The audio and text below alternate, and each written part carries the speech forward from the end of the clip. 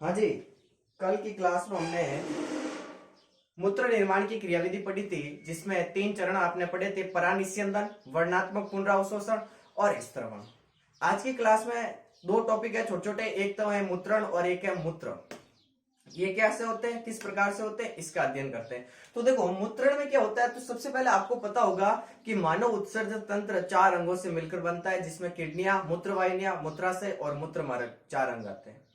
किडनियों के अंदर मूत्र जो बनेगा वो मूत्र वाहिनियों के द्वारा कहाँ लाया जाएगा, मूत्राशय में लाया जाएगा, और मूत्राशय से मूत्र कहाँ जाएगा, मूत्र मार्ग से होते हुए शरीर से बाहर निकल जाएगा।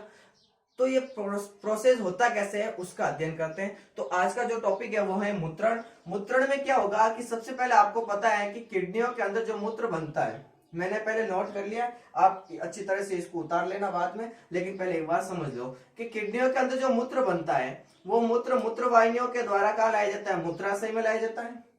ठीक है। किडनियों के अंदर जो मूत्र बनेगा वो मूत्र मूत्राशय में आएगा। कौन लेके आएगी, मूत्र वाहिनी लेके आएगी। और मूत्राशय के अंदर लगभग 700 से 800 ml मूत्र का स्टोर हो सकता है, स्टोरेशन हो सकता है। यहाँ पर इतना मूत्र एकत्रित होता है। ठीक है।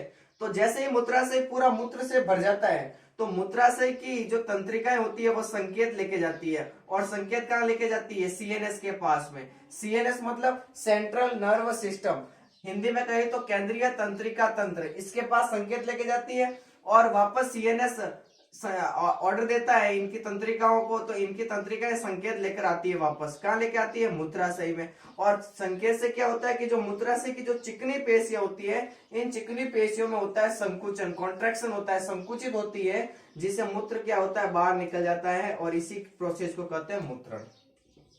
ठीक है। सीधा सीधा याद रखना आप, जब मूत्राशय में मूत्र भर जाता है पूरा, तो इनकी तंत्रिकाएं संकेत लेके जाती है सीएनएस के पास में, सेंट्रल नर्वस सिस्टम के पास में।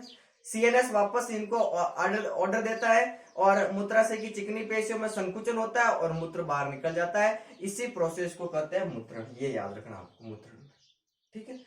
अब जो मूत्र हम बाहर त्यागते हैं वो मूत्र कैसा होता है, किस प्रकार से होता है, उसका अध्ययन करते हैं। मूत्र, मूत्र को आप इंग्लिश में कहते हो यूरिन।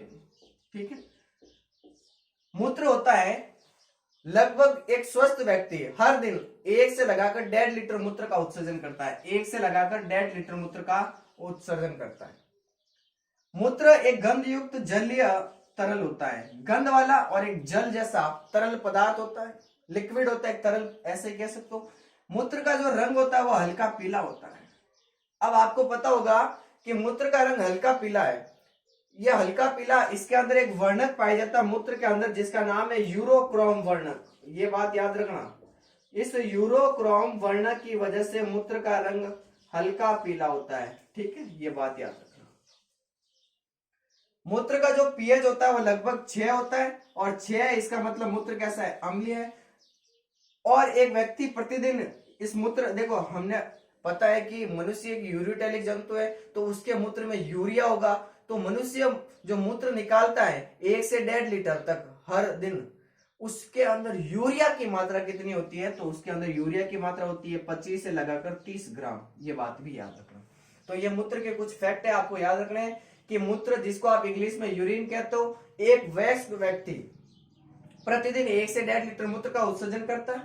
मूत्र एक गंध युक्त जलीय तरल है, इसका रंग हल्का पीला होता है। हल्का पीला क्यों है, क्योंकि इसके अंदर एक वर्णक पाया जाता है जिसका नाम है यूरोक्रोम वर्णक, इस वजह से इसका रंग हल्का पीला है। इसका पीएच 6 होता है, अम्लीय होता है।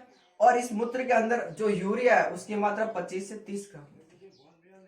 2 शब्द मैंने आपके सामने लिखे, एक लिखा ग्लाइकोसूरिया और एक लिखा कीटोन यूरिया। ग्लाइकोसूरिया और कीटोन यूरिया क्या होता है, इन 2 शब्दों को अच्छी तरह से देखना। अगर मूत्र के अंदर ग्लूकोज की मात्रा अधिक है, मूत्र के अंदर किसकी मात्रा अधिक है, ग्लूकोज, ग्लूकोज की मात्रा अधिक है, तो इस स्थिति को कहते हैं ग्लाइकोसूरिया। क्या कहते हैं, ग्लाइकोसूरिया। दूसरा शब्द है कीटोन यूरिया। अगर मूत्र के अंदर कीटोन काय की संख्या अधिक है, कीटोन बॉडीज की संख्या अधिक है, कीटोन काय यानी कीटोन बॉडी अधिक है मूत्र के अंदर, तो इस स्थिति को कहते हैं कीटोन यूरिया। और अगर ऐसी कंडीशन है तो हो सकता है कि उस व्यक्ति के अंदर क्या रोग हो चुका है, डायबिटीज यानी मधुमेह, इसको कहते हैं डायबिटीज मेलिटस, मधुमेह। ठीक है, डायबिटीज रोग हो रखा है। ग्लाइकोसूरिया, मूत्र में ग्लूकोज की मात्रा अधिक हो गई, कीटोन यूरिया, मूत्र में कीटोन का यानी कीटोन बॉडीज की संख्या अधिक हो गई है, और ऐसी स्थिति को कहते हैं डायबिटीज, डायबिटीज मेलिटस। ठीक है, ये डायबिटीज रोग है, मधुमेह रोग है।